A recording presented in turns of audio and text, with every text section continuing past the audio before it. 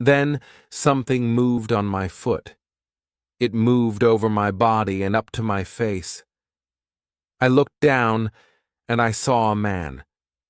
He was smaller than my hand. 40 more little men followed him. This is Gulliver in Lilliput. He travels across the sea from England and has an accident. He arrives in a country of very, very small people. What will they do with him? How will he talk to them? And why are the big enders fighting the little enders? Is their fight really important? Readers know that the stories about the country of Lilliput and the other countries in Gulliver's travels are not true.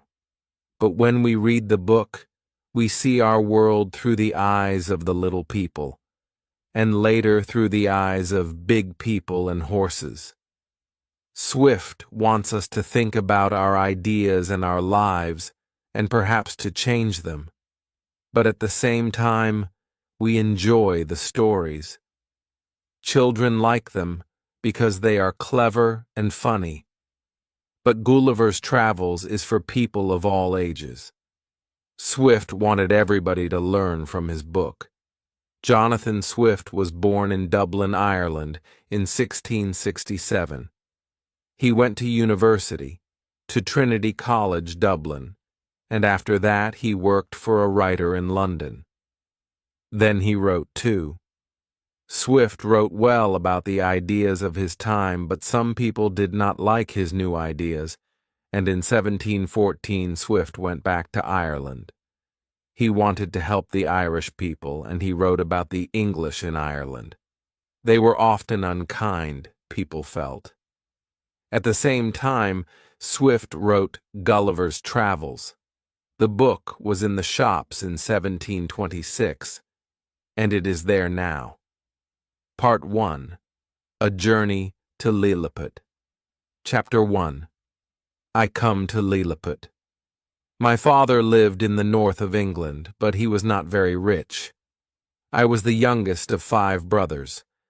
I left school when I was 17 years old. My father could not pay for me after that.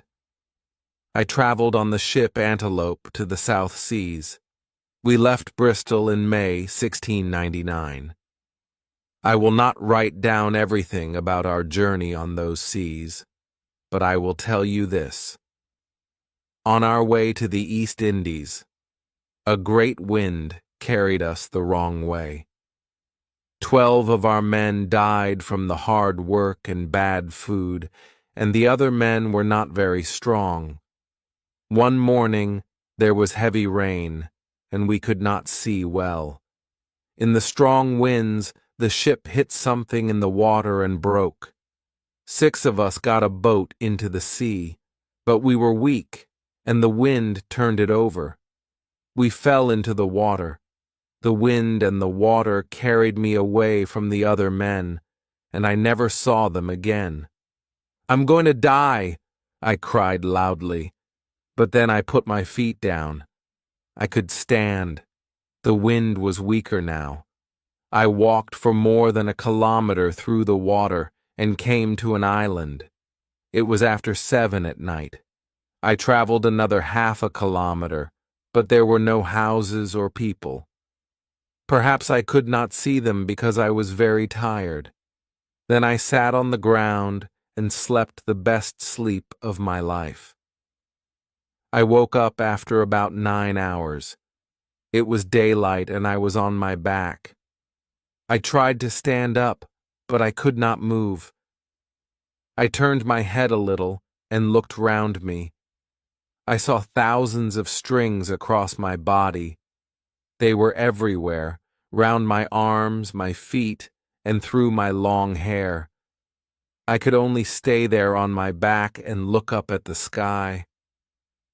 I traveled on the ship Antelope to the South Seas. The sun was hot, and the light hurt my eyes. I heard noises next to me, but I could see nothing. Then something moved on my foot. It moved over my body and up to my face. I looked down, and I saw a man. He was smaller than my hand. 40 more little men followed him. I cried loudly, and they were afraid. They all ran away and jumped onto the ground. Some were hurt, they told me later. They came back, and one man walked near my face. He threw up his hands and looked up at me. He called, "Hakina, Dul."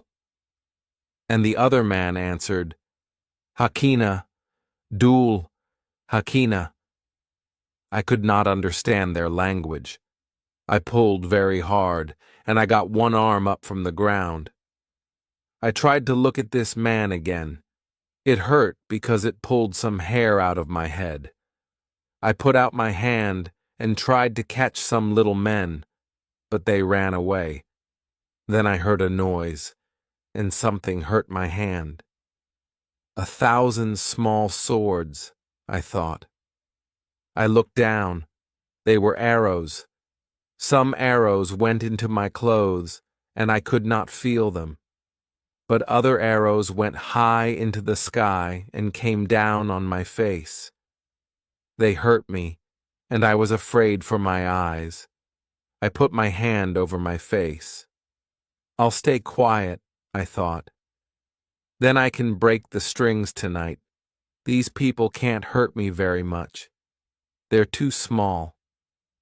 So I stayed quiet and waited. No more arrows came from the little men, but their noise got louder and louder. There are more people here now, I thought. I heard a sound near my ear. I turned my head to the noise and saw men next to me. They're building something from wood, I thought. It's a table. Now there are 4 men on top of it. I understand. They want to talk to me. I saw thousands of strings. One of the men on the table was older and larger than the other 3. He wore a beautiful coat. A little boy, his servant, carried the back of this coat above the ground. The older man called Langro Dulan. 40 people came and cut the strings round my head. Now I could turn and see the people on the table better. Then the man in the long coat began to speak. He spoke very well, and he moved his hands up and down. I began to understand him. He spoke for a long time. Of course, his words were strange to me, but I watched his hands. "We will not hurt you," I understood. "But do not try to run away, or we will kill you." I put up my hand and showed him I will stay here. Then I had an idea. I also put my hand to my mouth. "I am hungry." The man understood me. He shouted to the people on the ground. 100 men climbed onto my body and walked up to my mouth. They carried food for me. It came from the king, they told me later. What food is this? I thought. They're giving me very small animals. Then I ate a lot of bread. The people watched me with wide eyes because I ate very quickly. A lot of men came with a very big cup of milk. I drank it and called for another cup. I drank the second cup and asked for a third cup. There is no more milk in the country, they showed me with their hands. But they were happy because I ate and drank their food. They danced up and down on my body and cried, "Hakina Dele."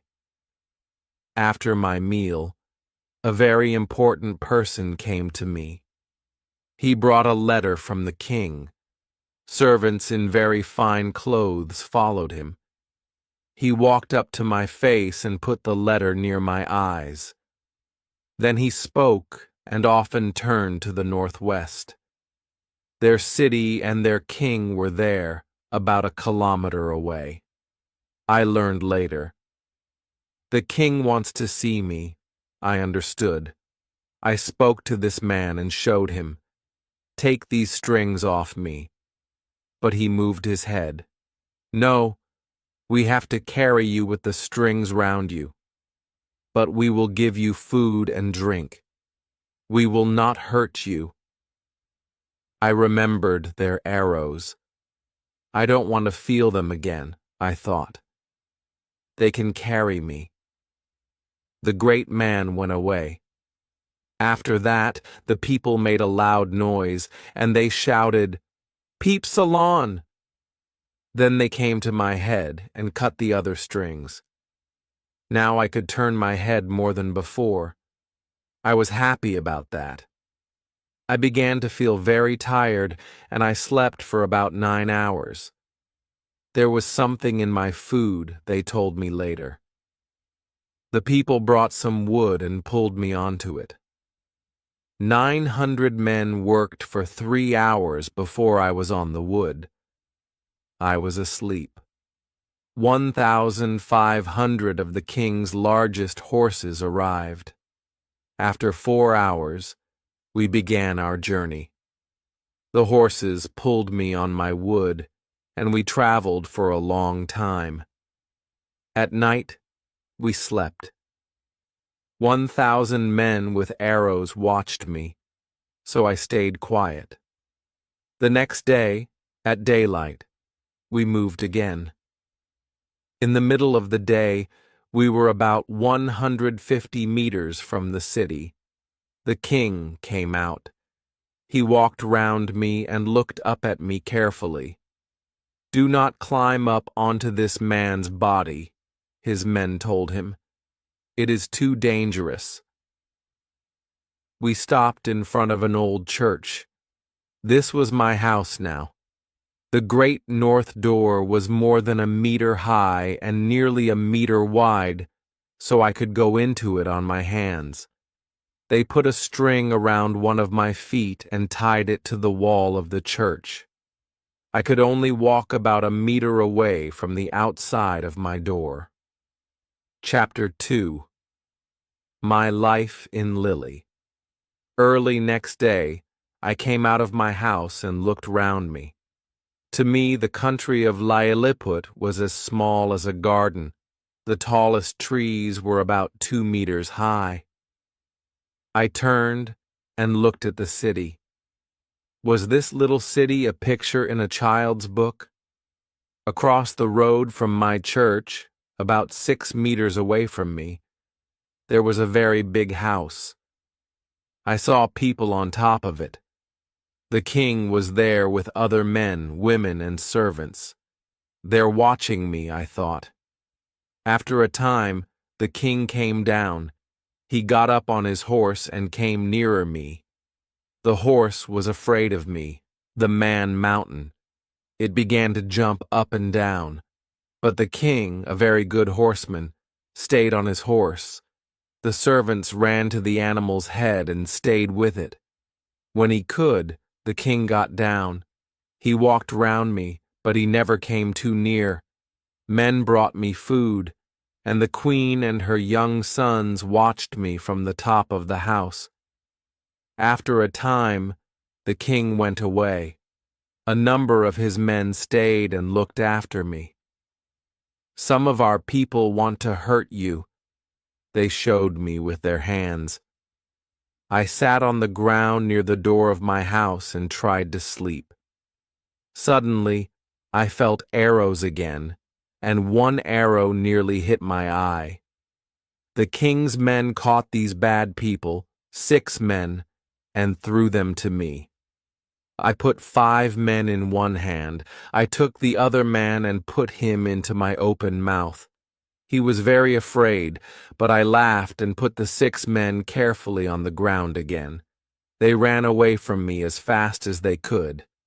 At this time I slept on the floor of the church or outside on the ground. But the king said to his workmen, "Make a bed for him." So they brought 600 little beds to my house and made them into one big bed. Was this little city a picture in a child's book? Across the road from my church, about 6 meters away from me, there was a very big house. I saw people on top of it.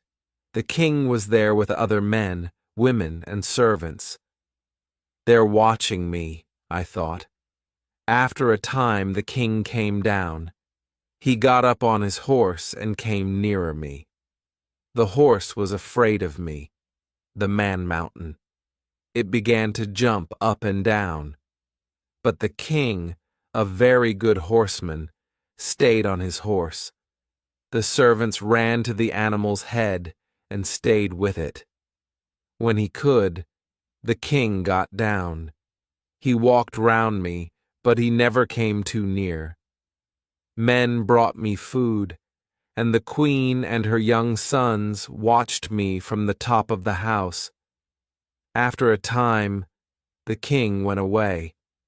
A number of his men stayed and looked after me. Some of our people want to hurt you, they showed me with their hands. I sat on the ground near the door of my house and tried to sleep. Suddenly, I felt arrows again, and one arrow nearly hit my eye. The king's men caught these bad people, 6 men, and threw them to me. I put 5 men in one hand. I took the other man and put him into my open mouth. He was very afraid, but I laughed and put the 6 men carefully on the ground again. They ran away from me as fast as they could. At this time, I slept on the floor of the church or outside on the ground. But the king said to his workmen, "Make a bed for him." So they brought 600 little beds to my house and made them into one big bed. Was this little city a picture in a child's book?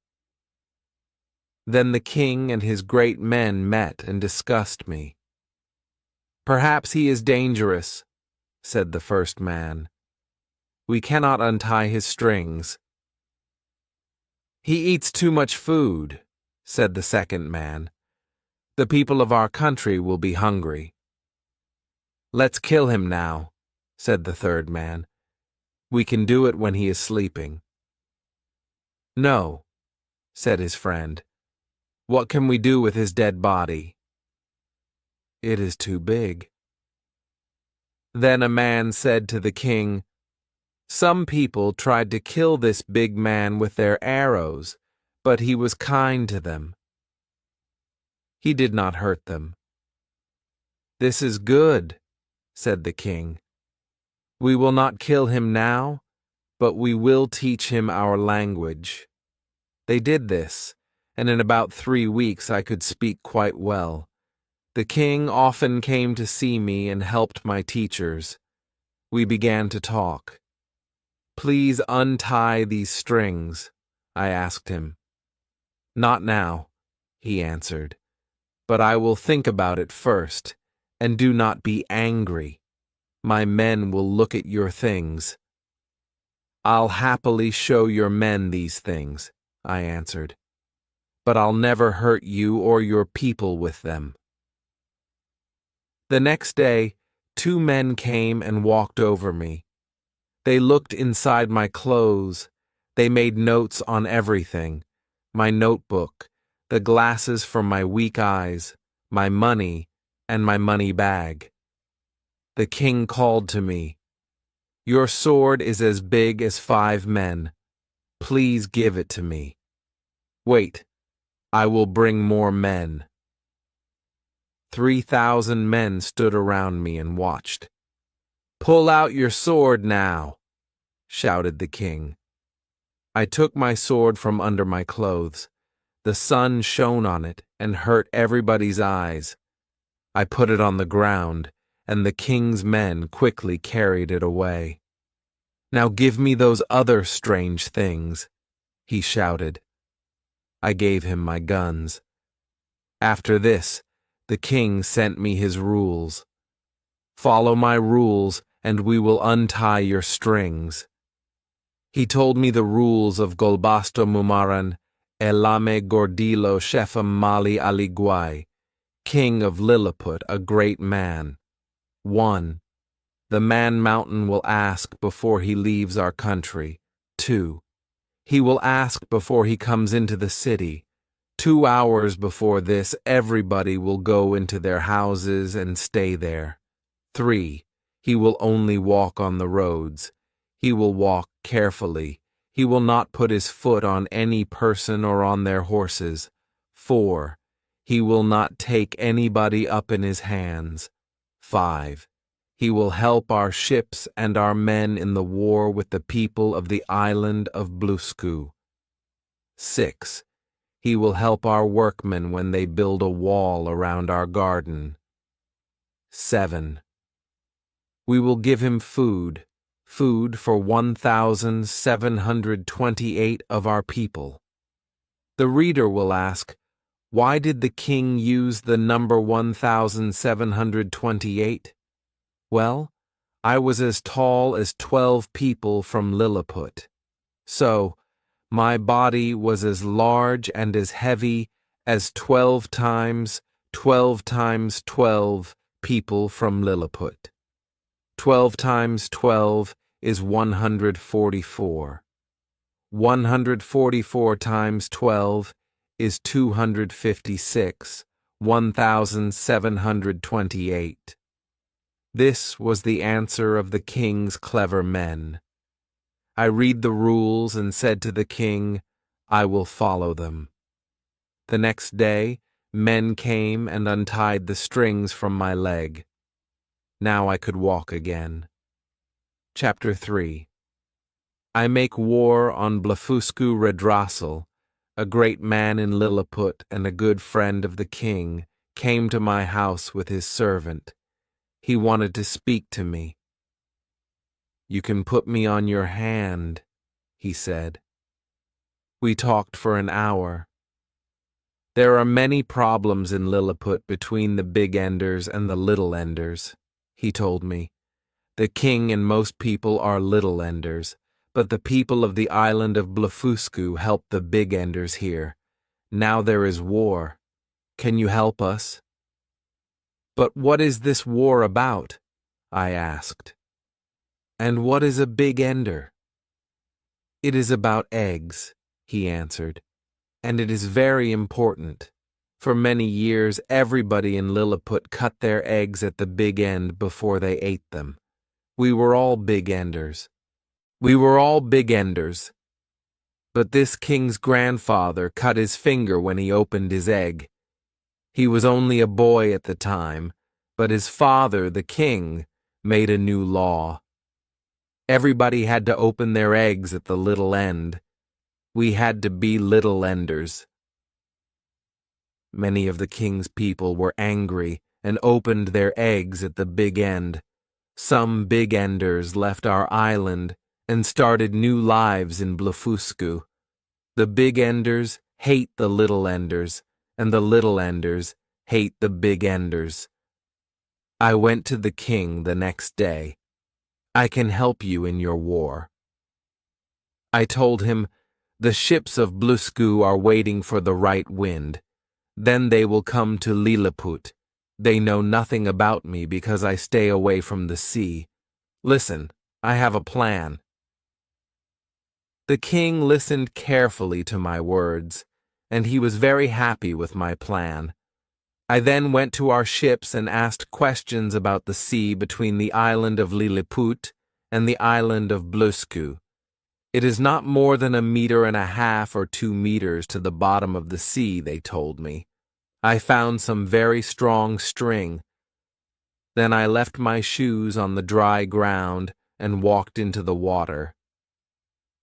In half an hour, I came to Bluscu and saw their ships. When they saw me, a lot of men jumped out of their ships into the water. I took my string and put it round the front of every ship. Their men sent arrows at me, and the arrows hit my hands and my face. I was afraid for my eyes, so I put on my eyeglasses. Then I pulled the 40 largest Bluscu ships after me through the water, and so I came back to Lilliput. The king and his great men could only see the ships from Bluscu because only my head was above the water. But when I came nearer I called, I did this for the greatest king of Lilliput. Thank you, the king said. Will you go back to Bluesku and bring the other ships? Then I will be king of their country. Its people can work for me and be my servants. I can kill the big enders. Then I will be king of the world. No, I won't help you with that, I said. Don't kill those people. It's wrong. He was very angry, and from that time, some of the king's friends began to talk about me unkindly. Perhaps they'll kill me now or send me away, I thought when I heard this. About 3 weeks later, 6 important men came from Bluesku to Lilliput. They wanted to end the war. They brought 500 other men with them, helpers, writers, and servants. The king of Lilliput listened to them. Each man spoke for hours, and then the great men of Lilliput answered with the help of about 600 men. In the end, the men from Bluesku and the men of Lilliput wrote their names on a paper. That ended the war between their two countries. Don't take too much from the people of Bluesku. They'll be unhappy again, I told the king's great men, and they listened to me. So the king of Bluesku was very happy. He sent me a letter. He wanted me to visit his country. Do you remember the rules of the king of Lilliput? The first rule said, the man mountain will ask before he leaves the country. I knew this rule, but I thought, the king won't say no. I won't ask him. So I got ready for my journey. That night, one of the king's men, a good friend, came to my house. It is dangerous for you now in Lilliput, he told me. The king is afraid. Perhaps you will start another war in Bluesku and fight us from there. His men want to hurt your eyes. Then they will give you no food. You will die. I was angry. But then I thought, these people were very kind to me. They're not bad people, only stupid. I'll go to Bluesku. I took the king's largest ship. I put my clothes and my other things in it. Then I walked through the water and pulled the ship after me. I arrived quickly at the island of Bluesku. Near the sea, I met 2 men. Where's your city? I asked them. They showed me the way. There, the king of Bluesku and his queen came out and met me. They wanted me to be happy, but there was no big house for me there. I had to put my coat over me and sleep outside on the ground. Chapter 4. I come home again. 3 days later, on the northeast of the island, I saw something in the sea a long way away. Perhaps it was a boat. I walked into the water and went near it. It was a boat. The wind and water pushed it and turned it over in the water. I ran back to the city. Can you send 20 large ships and 2,000 men? I asked the king. I want to bring the boat back to the beach. The king's ships came. They tied strings around the boat and pulled it nearer the island. Then I took it and turned it up the right way. It was fine. Now I can go back to my country, I cried. I do not want you to go, said the king, but he gave me food and men. The men helped me, and after 2 or 3 days, I was ready. I took 6 animals with me because I wanted to show them in my country. I wanted to take some little people too, but they were afraid. I left the island of Bluesku on the 1st of May, 1702. On my 3rd day at sea, I saw a ship. I called to her, but nobody answered. Then the ship came nearer, and her men saw me. It was an English ship. I was very happy to see it. I carried my things onto it. I put the 6 animals in my hat. One man on the ship was an old friend, Peter Williams. He told the other men my name, and everybody was very kind to me. "Where are you traveling from?" they asked. I talked about my journeys, and they said, "These things can't be true. You're ill from your travels." So I brought out the little animals and showed the men on the ship. Everybody looked at them with wide eyes. "Your story is true," they laughed.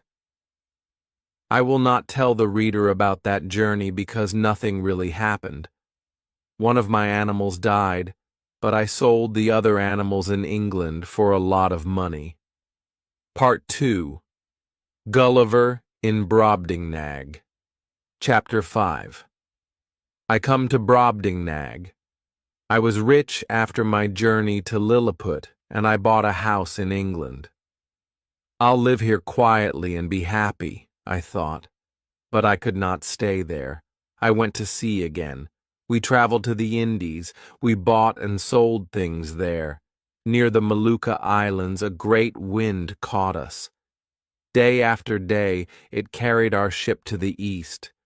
We had food on the ship, but after weeks in that angry wind, we had no clean water.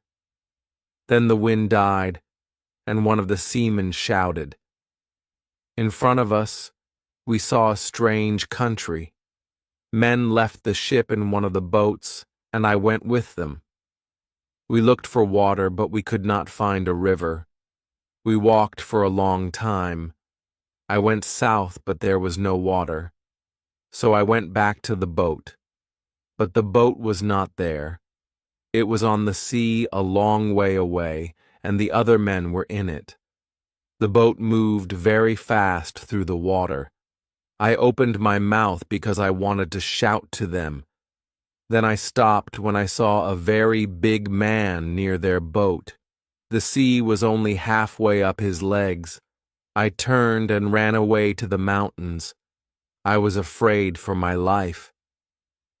After a time, I found a very wide road through some trees. I walked on it and looked round me. These aren't trees, I thought. It's corn about 12 meters high, I think, and this isn't a road. It's a way through the corn. I heard a loud noise, and I was afraid again. Suddenly, I saw 7 big men next to me. "They're cutting the corn," I cried. "They'll cut me too, and I'll die here, away from my dear wife and children." A man heard me and looked round. Then this big man saw me in the corn. He walked to me, and I began to shout loudly, "His foot is going to kill me." The man stopped for a minute. He looked down at me carefully. We look at a small animal in the same way and think, "Will it hurt me?" Then he took me up in his fingers and put me about 3 meters from his eyes. I was about 20 meters from the ground, so I was afraid. Perhaps he'll throw me down onto the ground and put his foot on me, I thought. In our country, we sometimes do that to animals. I put my hands up. I wanted to say, "Please don't kill me, and your fingers are hurting me." He understood. The man turned up the bottom of his coat and put me in there. Then he carried me to the farmer and put me back on the ground. I spoke to the farmer. He put me next to his ear, about 2 meters away, but he could not understand me. He answered me, and the noise was as loud as a lot of big guns. I could not understand his words. The farmer carried me carefully to his house. It was time for the midday meal. His wife cried loudly when she saw me. Women in England do this when they see a rat. Then she began to like me.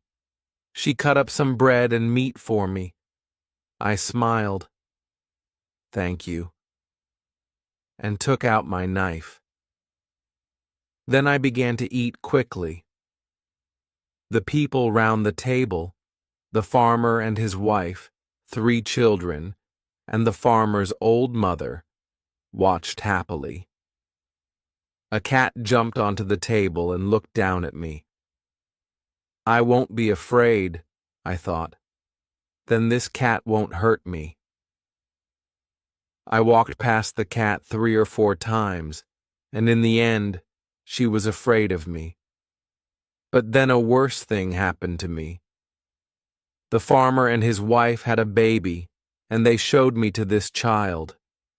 He pulled my body and put my head into his open mouth. Then he threw me down on the floor. For a minute, he looked down at me carefully. I was now very tired. The farmer's wife took me to her room and put me on her bed. I slept for about 2 hours in my clothes and with my sword. When I woke, I looked around me. The room was very big, about 100 meters wide and 60 meters high, and the bed was nearly 20 meters wide and about 8 meters from the floor.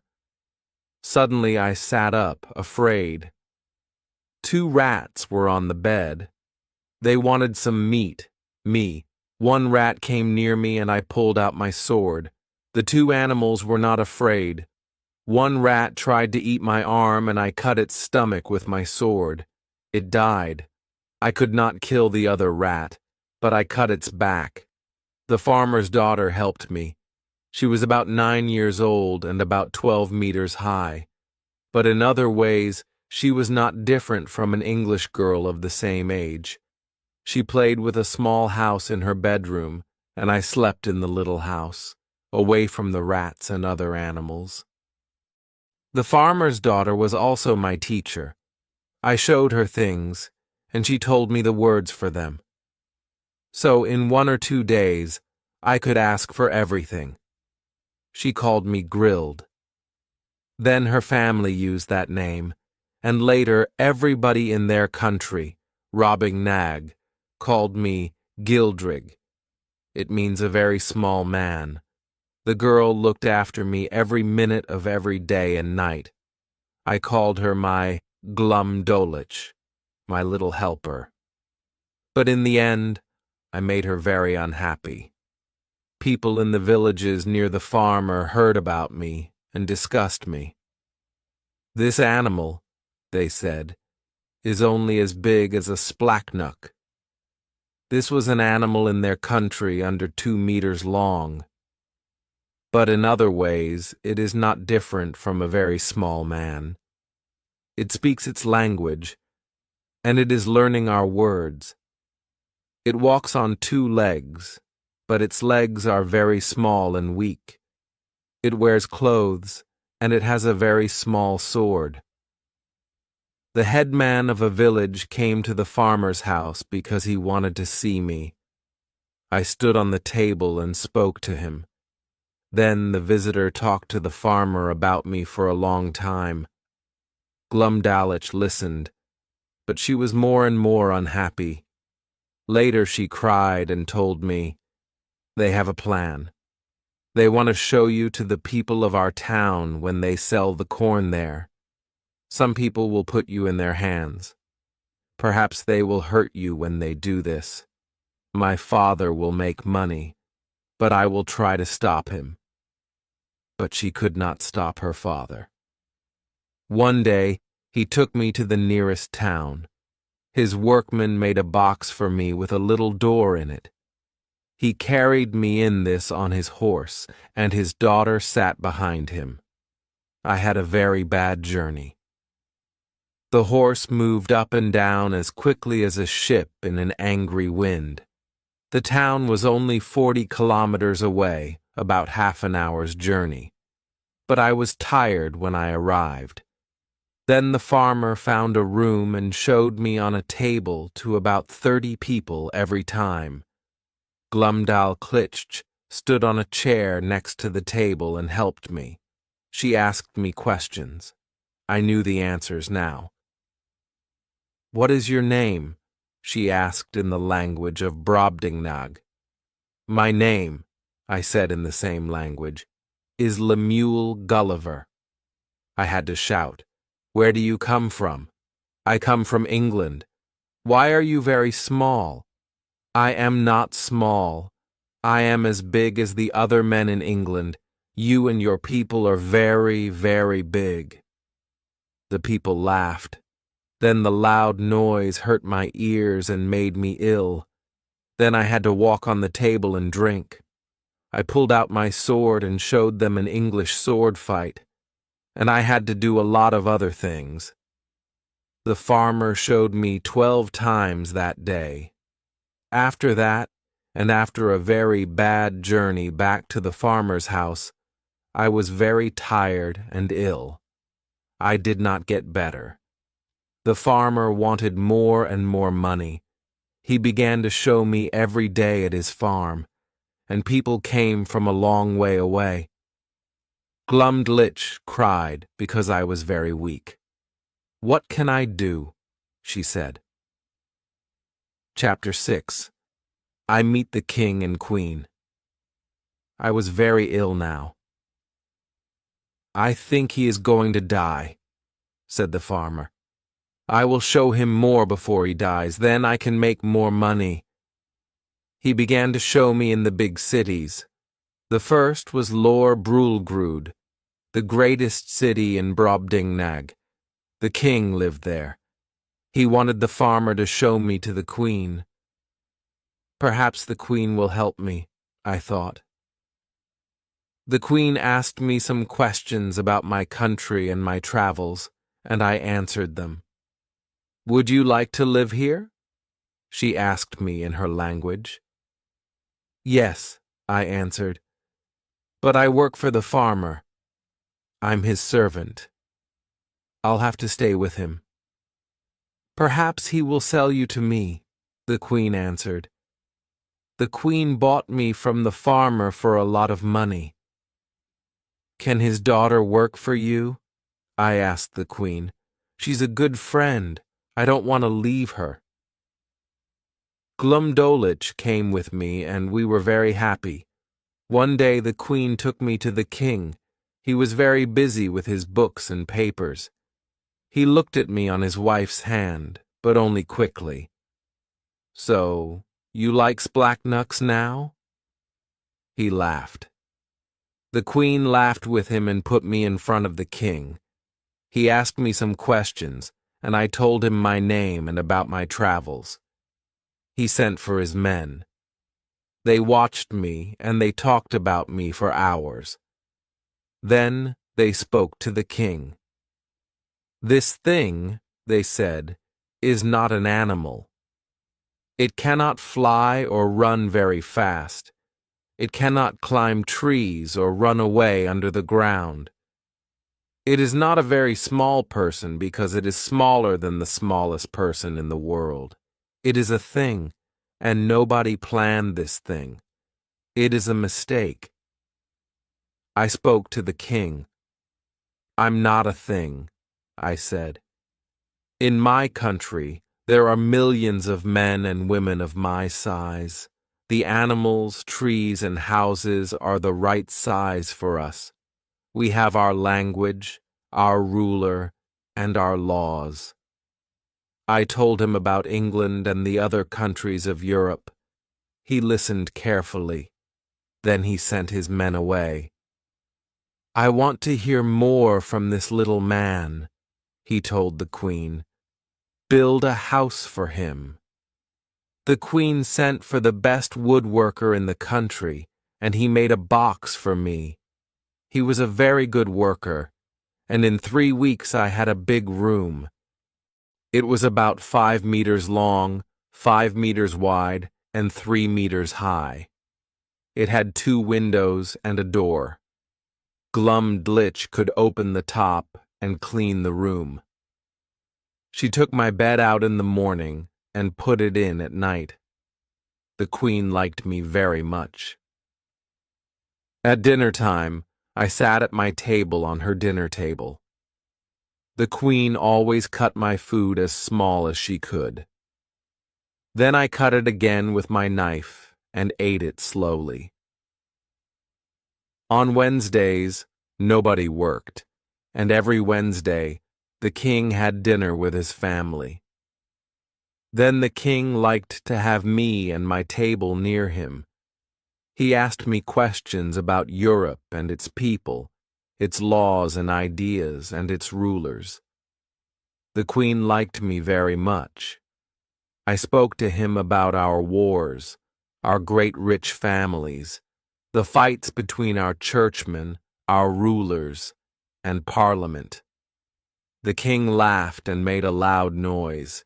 He said to the queen, "Now we know that we are stupid. We think we are important people, but these funny little people think they are important. Perhaps they build a lot of houses in the same place and call them cities. Perhaps they fight and say bad things about one friend to another friend. Perhaps they are not very different from other people." Of course, I was angry. How can he say these things about England? I thought England is a good and great country. We win wars. Was I right when I was angry? To me, these people were not big and ugly and noisy now.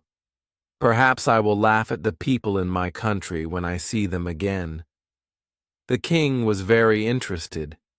He often asked for me. I had to talk about my country, and I did that happily. My country, I told him, is really 3 great countries under one great ruler. The 3 countries are in 2 islands, but we also have places in America. But there were people in America before the Europeans went there, he said. Why don't these people have an American ruler? I tried to tell him the answer to this, but he could not understand. Then I told him about our English Parliament. It makes the laws for our country.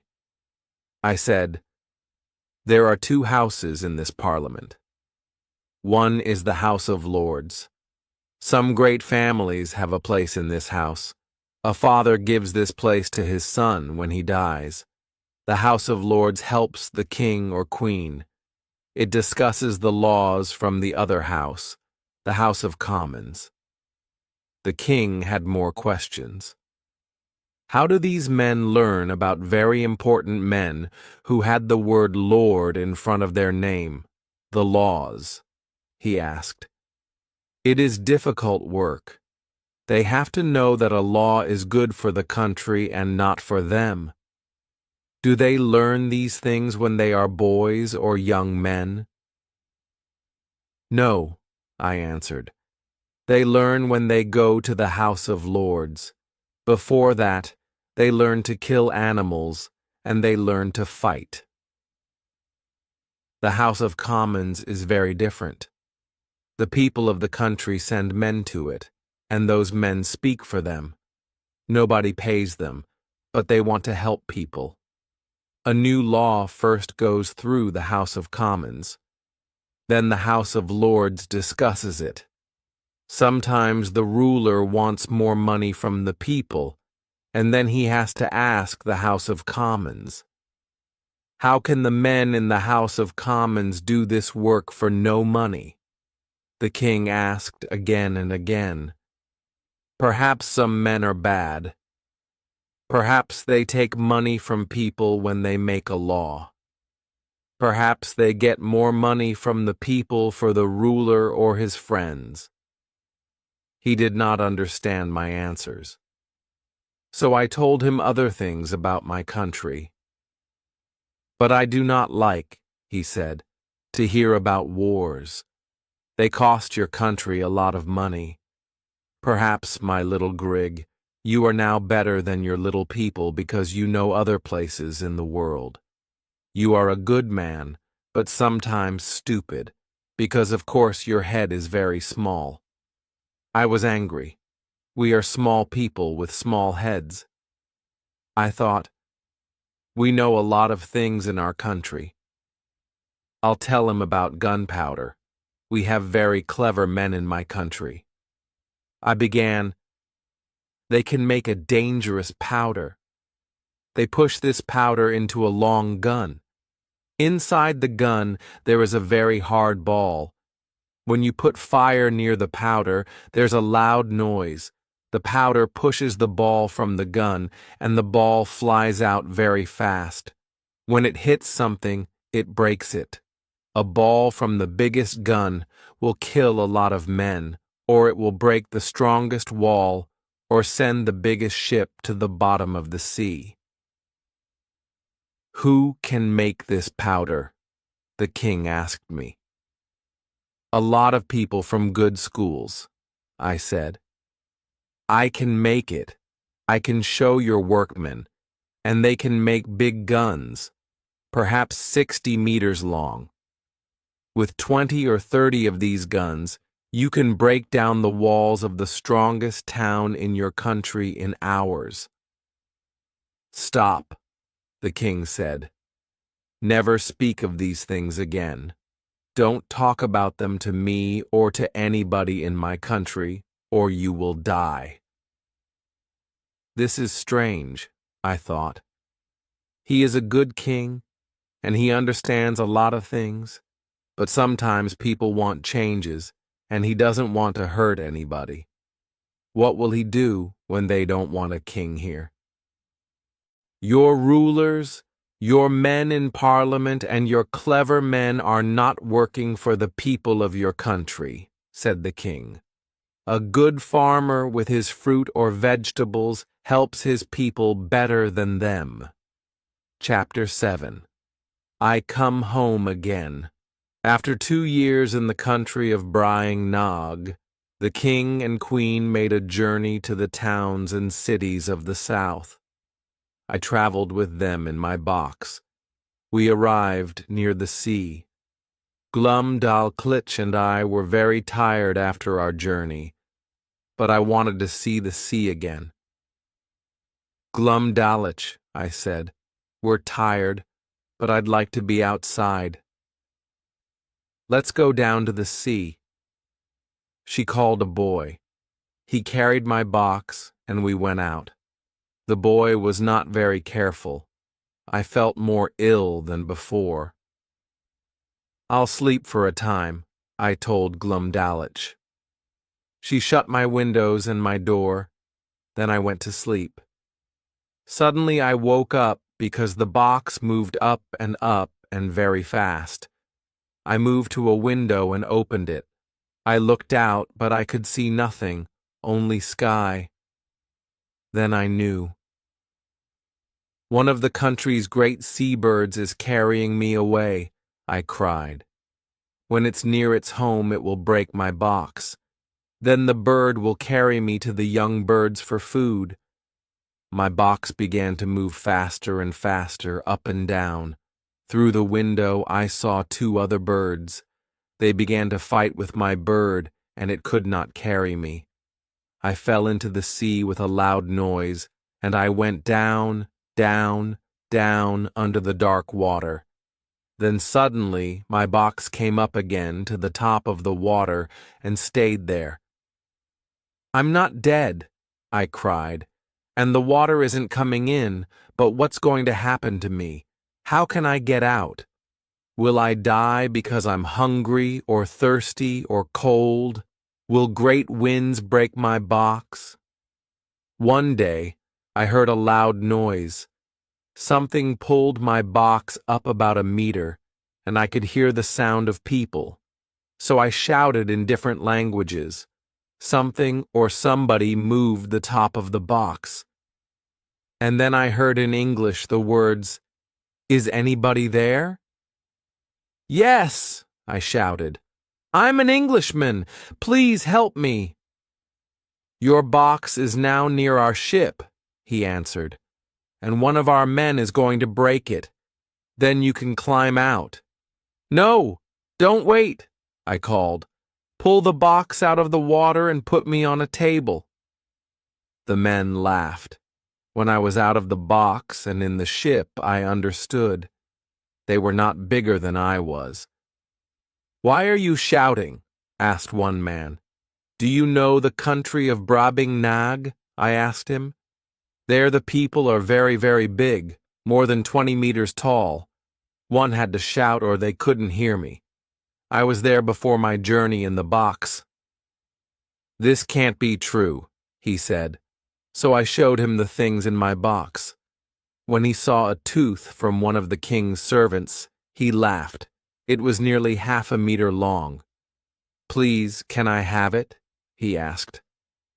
After that, he was kind to me. "When you're in England again, you'll have to write down your story," he said. Then I traveled home to my family. It was strange in a world with people of my size. Am I in Lilliput again? I thought. I could not see my wife and children because I always looked up at the sky. I had to do this in Broadbing Nag when I wanted to see people's faces. My family and friends talked about me. "He's ill after his travels," said one friend. "He isn't going to see again," said my wife. But I traveled again. And you will read about that journey in my next story, Part 3, Gulliver in the Country of the Hahams. Chapter 8, Huz and Yahoos. I stayed in England with my family for some months, but then I wanted to travel again. I left England in my ship in September 1710. For a month, we had a good wind. Then it died, and we could not move. The seamen were all ill. I have to find more men, I thought. I'll go to the island of Barbados. There I found men, but the idea was a mistake. These men and mine took the ship. They put me in a small room and tied me to my bed. "There's a man outside your door," they said. "Don't come out or he'll kill you. We have your ship now, so we can fight other ships and take things from them." They brought me food and drink, and I stayed in that room for a long time. Then one day, a great wind took the ship out of our way.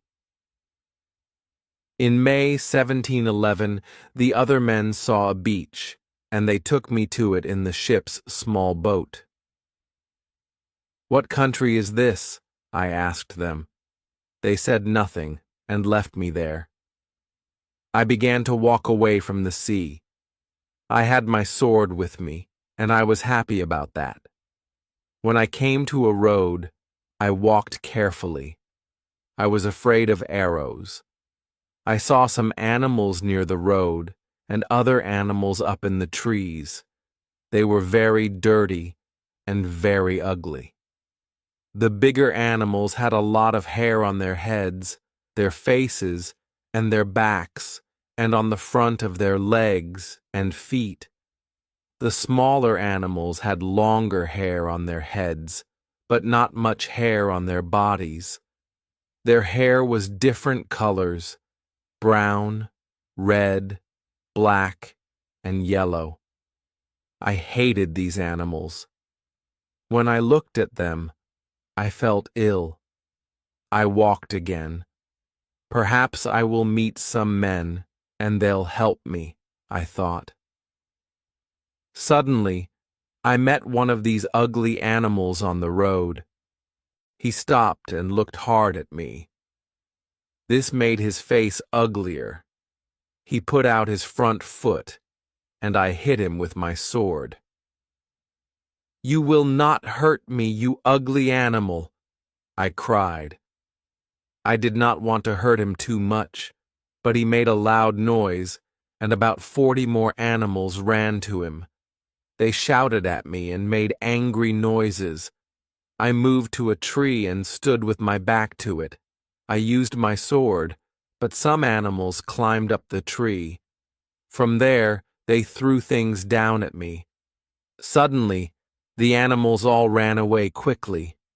I left the tree and started on the road again. Why are they so afraid? I thought. Then I saw the answer to my question. It was a horse. He saw me and stopped in front of me. Then this horse looked carefully at my face and hands and feet. He walked round and round me. I tried to walk away, but he stopped again in front of me. I put my hand on his back. We do this in England when we meet a strange horse. But the horse did not like it. He put up his left front foot and pushed away my hand. Then he made the sounds of a horse again and again, but each sound was different. Is he speaking a language? I thought. Another horse arrived, and the two horses made noises. They're having a conversation, I thought. I was a little afraid, and I began to walk away. But the first horse, a gray horse, made a sound. I understood. He wanted me to stop. The two horses came near me and looked carefully at my face and hands. The gray horse moved my hat with his right foot, and it fell to the ground. I put it on again. The other horse, a brown horse, felt my coat, then my clothes.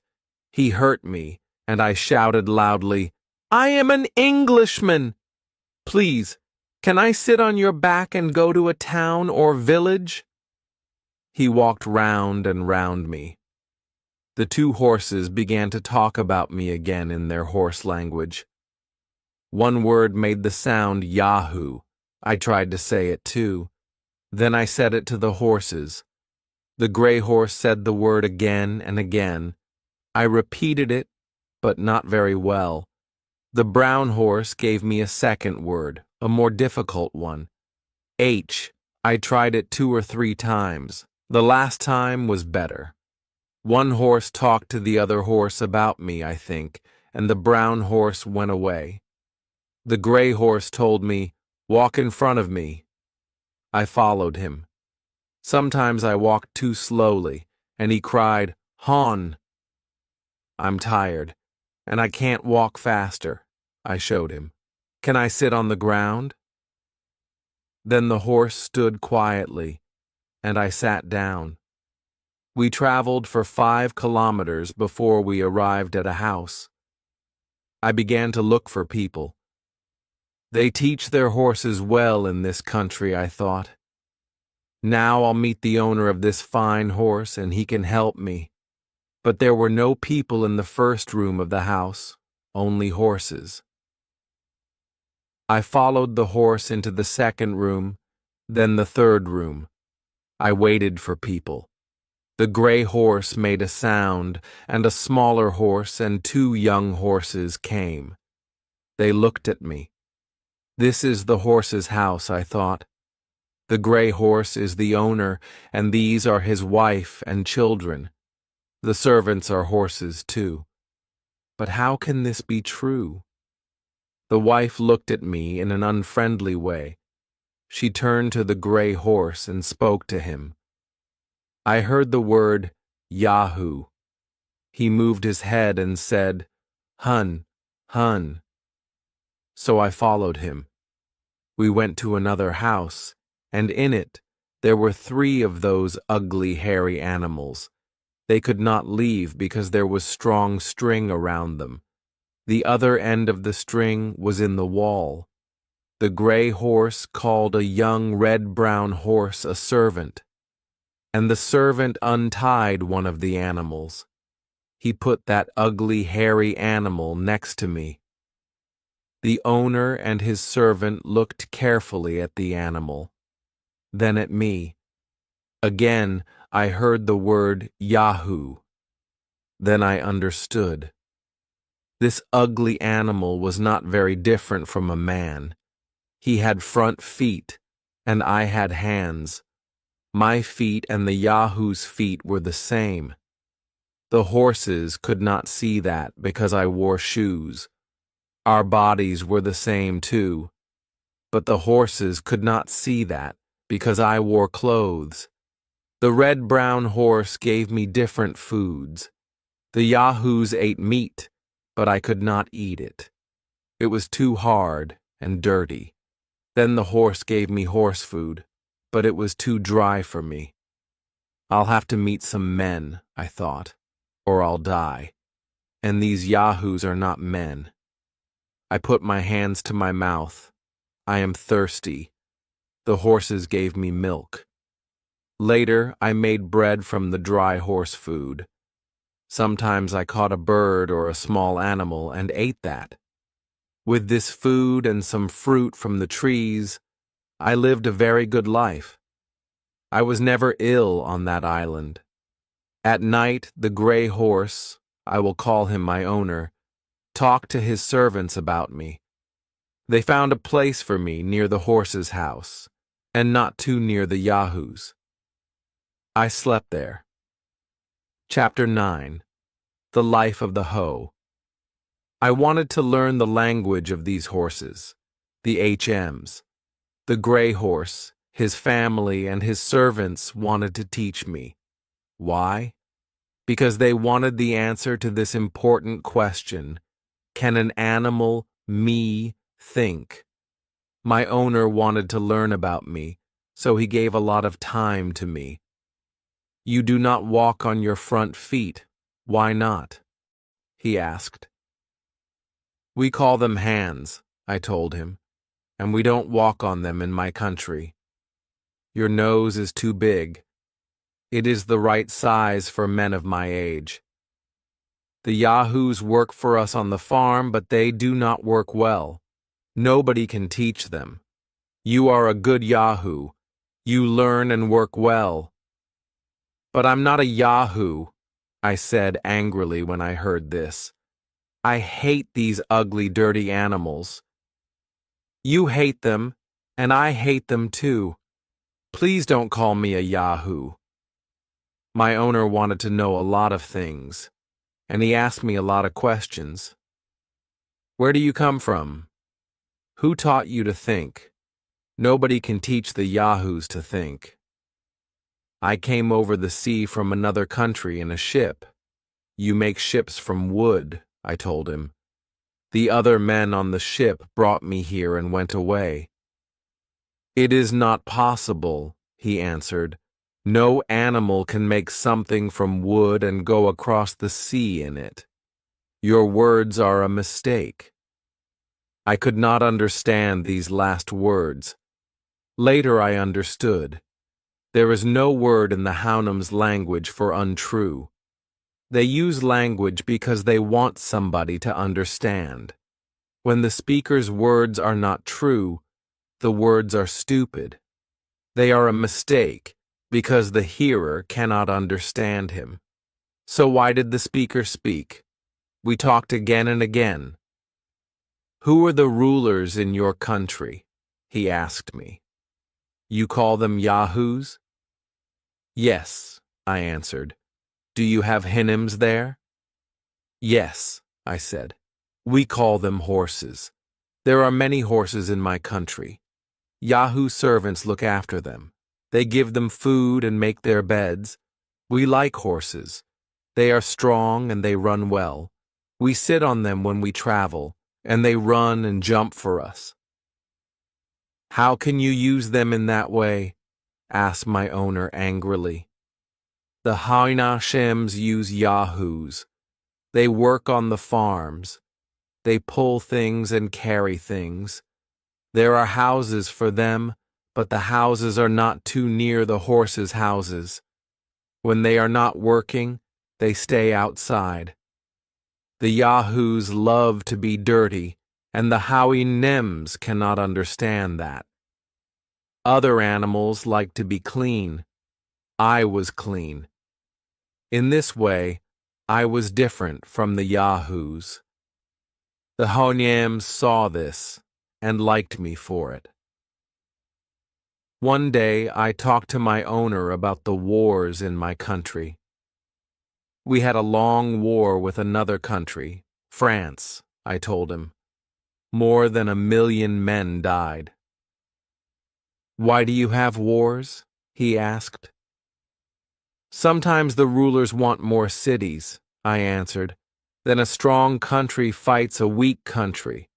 The winner takes the weak country, and then the other people are his servants. But you yahoos cannot hurt other people with your teeth. He said, Our yahoos hurt other yahoos in this way. Your words are a mistake. I told him about the guns and gunpowder in my country.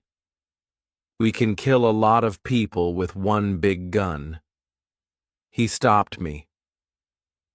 I do not like our yahoos, he said. But they do not think. They are stupid. They fight for food, for the best places, or because they want to fight. You yahoos can think. So why do you fight? That is worse. He's calling us yahoos again. I thought, I'll tell him about the good things in my country. So I talked for a long time about our parliament, our rulers, our laws, and our clever men and women. There is no word for bad in the Huhim's language. But they use the word yahoo when a worker is stupid, at the bam yahoo for a child's mistake, one a home yahoo for strong winds and heavy rain. They use it when they cut their feet. They use it when they hate something. The hams teach their young horses well. The young horses have to be clean, friendly, and kind, and they have to work hard. They have to be strong and well. Every 4 years, the young huams from everywhere in the country meet for games and running and jumping. When a horse wins, a friend sings a song about him or her. Every 4 years, too, there is a meeting. Then the heads of families talk about the country's important problems. Chapter 10. I come home again. 3 years after I arrived in this country, the gray horse came back from a meeting. His face was very sad. He said to me, The other Huz are not happy. You are better than a Yahoo because you can learn. They know that. But you cannot live in my family because you are not a Hu. They are afraid. One day perhaps the Yahoos will fight us and you will help them. They say you have to leave my house. I do not like this, but please find some wood. Make that thing and travel in it across the sea. We will help you. You have to go. One was as sad as my owner. I liked the Hohams. They were very kind, and they were good friends. They love everybody in their country, not only their families. They do not marry for love. They marry for strong children. I wanted to stay there with them. When I thought about my family and friends in England, I thought in many ways they're as bad as the Yahoos here. I don't like my face or body now. I don't want to go home. I don't want to be a Yahoo. I fell down at the feet of my owner. For a time, I wanted to die. Then I got up and said, I understand. You and the other Huanims are right. I'm a stupid Yahoo. I'll leave your country. Thank you, answered my owner. You can have 2 months. Then you will have to go. Which servants can help you? The young red-brown horse likes me, I said. He and I can build the boat. In 6 weeks, we made a light boat from wood. We put food and milk and water into it. On 15th February 1715, I was ready. Early in the morning, my owner and his family came down to the water and watched. The gray horse cried and put his front foot to my mouth. When I moved out to sea, I heard the red-brown horse. He called in his language, Be careful, good Yahoo. I was on the sea for many days. I wanted to go to India. but I could not find that country. I was nearly dead when I saw a ship. The yahoos on the ship were good men, but I felt ill when I looked at them. I wanted to jump into the sea. "I cannot live with yahoos," I cried. But a man stopped me and tied me to my bed. They spoke to me in the Portuguese language. I know this language well, and I could understand them. This was very strange for me. After 2 or 3 days I began to feel better, and I told them about the yahoos. "This cannot be true," they cried. I was angry. After my time in the country of the Hohams, I could only speak true words, but they listened to my story again. They thought carefully about it and said, "This is possible." I traveled on this ship to Lisbon. There I found a ship for England. It was very difficult for me. I had to learn to live with men again. In many ways, they are not different from yahoos. "But I don't want to live with yahoos," I cried. "I want to live with good, kind, hooing hymns. I hate dirty yahoos, and I hate bad yahoos. My people make me angry when they are unkind to horses. I bought 2 horses. I understand them well, and they understand me. I talk to them every day. They are good friends. I can never forget the wonderful hoe,